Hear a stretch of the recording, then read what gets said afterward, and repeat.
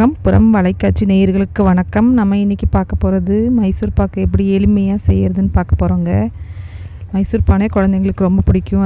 அதுவும் வாயில் வச்சு கரையிற மைசூர் பானை எப்படி இருக்கும், ரொம்ப சுவையாக இருக்கும். அப்படி தானேங்க, ரொம்ப எளிமையாக செஞ்சிடலாங்க. மைசூர் பாக்கு நெய்யில் செஞ்சால் நிறைய பேருக்கு பிடிக்கும், சில பேருக்கு நெய்யே பிடிக்காது, அப்படிலாம் இருக்குது. இப்போ நான் செய்ய போகிற மைசூர் பாக்கு எப்படின்னா, பாதி நெய் பாதி சன்ஃப்ளவர் ஆயில் வச்சு செய்ய போகிறேங்க.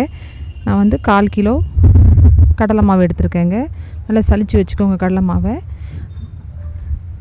1/4 கிலோவுக்கு 1/4 கிலோ, அதாவது 150 வந்து சன்ஃப்ளவர் எடுத்திருக்கேன், 100 வந்து நெய் எடுத்திருக்கேங்க. நான் ரொம்ப சீக்கிரம் செஞ்சிடலாங்க.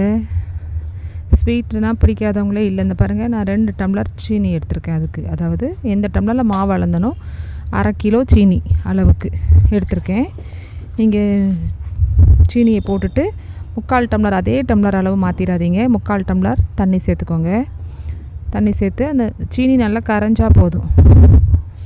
அதாவது 200 ml தண்ணி அளவு, 1/4 கிலோ கடலை மாவு, 150 சன்ஃப்ளவர் ஆயில், அதுக்கப்புறம் 100 நெய் சொல்லியிருக்கேன் நான். இப்போ நல்லா என்ன செய்யணும், நம்ம அந்த சன்ஃப்ளவர் ஆயில் வச்சுருக்கோம் பார்த்திங்களா, அதாவது எதுக்காக நல்லெண்ணெய் கடலெண்ணெய் சேர்க்கக்கூடாதுன்னா அதில் ஒரு ஸ்மெல் வந்துடும். சன்ஃப்ளவர் ஆயில்னால் ஸ்மெல் இருக்காது, அந்த நல்லெண்ணெய் சேர்த்திங்கன்னா அந்த ஸ்மெல் வந்துடும். இப்போ நம்ம அந்த எண்ணெயை ஃபுல்லாக அந்த கடலை மாவில் ஒரு பேஸில் போட்டு நல்லா கலக்கிடணும். நீங்கள் அப்போனா துண்டே விழாது, நல்லா கரைச்சிடணும். அந்த எண்ணெயிலே அதை என்ன செஞ்சிடணும், நல்லா கரைச்சிட்டு நீங்கள் நம்ம ஏற்கனவே ஒரு பேனில் வந்து சீனியை கரைச்சி வச்சுருக்கோம் பார்த்திங்களா, சீனியை வந்து கரைய வச்சுருக்கோம் அடுப்பில். அது கரைஞ்சிரும், நல்லா நுரைச்சிட்டு வரணும். நல்லா கரைஞ்சி, பக்குவம்லாம் கிடையாதுங்க, சீனி பக்குவம் அதெல்லாம் கிடையாது.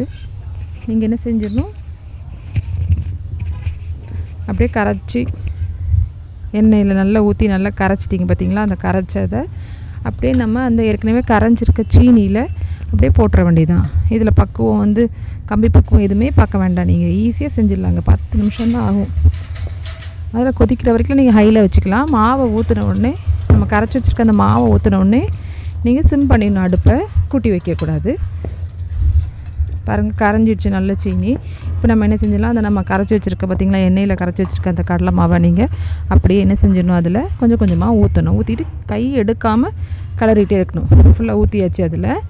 இப்போ நம்ம எடுத்து வச்சுருக்கோம் பார்த்திங்களா, அந்த 100 நெய்யை கொஞ்சம் கொஞ்சமாக ஊற்றி கிண்டிக்கிட்டே இருக்கணுங்க. நல்லா அடி அப்படியே திரண்டு வந்துடணும், அடியில் பாத்திரத்தில் ஒட்டாமல் வரணும். அந்த பக்குவம் தான் இதோட பக்குவம்.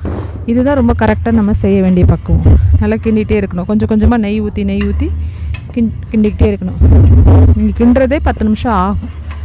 ஏன்னா நம்ம சிம்மில் வச்சுருக்கோம், அப்போ தான் நீங்கள் வந்து அந்த சாஃப்ட்னஸ் கிடைக்கும். நீங்கள் வேகமாக ஹையில் வச்சிங்கன்னா சீக்கிரம் முறிகிடும், அப்புறம் அது வந்து கொஞ்சம் ஹார்டாகிரும். இதுனால் நீங்கள் எப்படி வச்சுருக்கீங்களோ அப்படியே சாஃப்டாக இருந்தால் தானே குழந்தைங்களுக்கு பிடிக்கும், நம்மளுக்கும் பிடிக்கும். மைசூர் பானை நீங்கள் கடையில் போய் நெய் மைசூர் பாவை கேட்பீங்க, சாதாரண மைசூர் பாவை சாப்பிட்டு பார்த்துருக்கோம், ரெண்டுத்துக்கும் வித்தியாசம் இருக்கும். ஹார்டான மைசூர் பாவும் தனியாக இருக்குது. இது பாருங்கள், நீங்கள் நெய் மைசூர் பாவை மாதிரியே இருக்கும், ஆனால் முழுக்க நெய் சேர்க்க வேண்டாம்.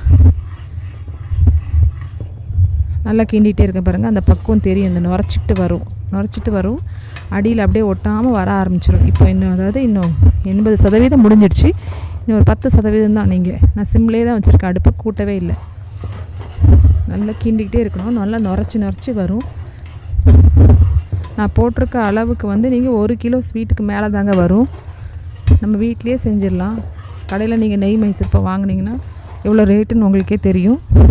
இது நம்ம நீங்கள் வீட்டில் எப்போல்லாம் குழந்தைங்களுக்கு செய்யணும்னு நினைக்கிறீங்களோ ஒரு 1/4 மணி நேரம் போகிறோங்க, டைம் எடுத்துக்கிட்டா அதுக்குள்ளே செஞ்சிடலாம்.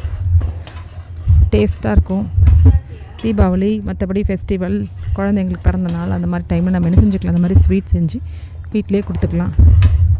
நிறைய குழந்தைங்களுக்கு மைசூர் பாவு பிடிக்கும், பெரியவங்களுக்கு நிறைய பேருக்கு மைசூர் பாவு ரொம்ப பிடிக்கும். நீங்கள் பாருங்கள், இந்த ஸ்டேஜ் வந்துடுச்சு, இன்னும் கொஞ்சம் நேரம் தான் இருக்கேன் பாருங்கள், அடியில் ஒட்டாமல் அப்படியே திரண்டுட்டு வரும். அப்போ என்ன செஞ்சிடலாம், நம்ம ஒரு தட்டில் நெய் தடவி வச்சுக்கோங்க. நல்ல பெரிய தட்டு, இல்லைன்னா ஓவல் சைஸ் தட்டு, இல்லைன்னா அந்த ஷேப் பேன் எது இருக்கோ அதை வச்சு நீங்கள் என்ன செய்யுங்க, வச்சுக்கலாம். நீங்கள் தடவி வச்சுட்டு நம்ம இது அப்படி முடிஞ்ச உடனே கொட்டிடணுங்க. முடிஞ்சிடுச்சு, இந்த பாருங்கள் ஒட்டாமல் வந்துடுச்சு பாருங்கள். இந்த பேனை விட்டு அப்படியே கலண்டு தனியாக வந்து விழுந்துடும். அப்படியே பாருங்கம்மா எப்படி இருக்குது பாருங்கள். இதுதான் கரெக்ட் ஸ்டேஜ். இதுக்கு அடுத்த ஸ்டேஜில் முறிகிறோம். நீங்கள் என்ன செஞ்சீங்கன்னா அப்படியே வச்சுட்டு ஒரு ஊற்றிடணும். ஃபுல்லாத்தையும் வலிச்சு இந்த பிளேட்டில் கரண்டி வச்சு கூட நீங்கள் தட்ட வேண்டாம், ஷேப் பண்ண வேண்டாம். கரெக்டாக இருக்கும். அந்த அப்படியே ஊற்றிட்டு அந்த மீதி இருக்க இதை வலித்து நீங்கள் அதில் போடணும்னு நினைக்க வேண்டாம். அது தனியாக நீங்கள் சுரண்டி எடுத்துட்டிங்கன்னா பொடி மாதிரி கூட, ஸ்வீட் பொடி மாதிரி கூட யூஸ் பண்ணிக்கலாம். அவ்வளோதாங்க. நீங்கள் அப்படியே பாருங்கள், ஷேப் போட்டாச்சு. ஷேப் போட்டோடனே மைசூர்பா ஷேப்புக்கு நீங்கள் போட்டுட்டு துண்டாக எடுத்து ஒரு 10 நிமிஷத்துலேயே ஷேப் போட்டுடலாம். ஒரு மணி நேரத்தில் நீங்கள் என்ன செஞ்சிடலாம், மைசூர்பாவை எடுத்தே சாப்பிட்றலாம். அவ்வளோ சூப்பரான சுட சுட மைசூர்பா சாப்பிட்லாம். இது நீங்கள் 10 நாள் வச்சுருந்தாலும் ஒன்றுமே செய்யாது. நல்ல அருமையான மைசூர்பா ரெடி ஆயிடுச்சு. அகம்புறத்தில் நிறைய தீபாவளிக்கு நிறைய ரெசிபி போட்டிருக்கோம். நீங்கள் பாருங்கள். உங்களுக்கு பிடிச்ச ஸ்வீட் மைசூர்பா ரெடி ஆயிடுச்சு. சாப்பிட்டு பார்த்து எப்படி இருக்குது கமெண்ட் பாக்ஸில் கமெண்ட் பண்ணுங்கள். என்னோடய சேனலை சப்ஸ்கிரைப் பண்ணுங்கள். என்னோடய சேனலை பார்த்ததுக்கு மிக்க நன்றி. சுவையான நெய் மற்றும் எண்ணெயில் செய்த மைசூர்பா ரெடி ஆயிடுச்சு. அகம்புறத்தில் சுவையான இனிப்பு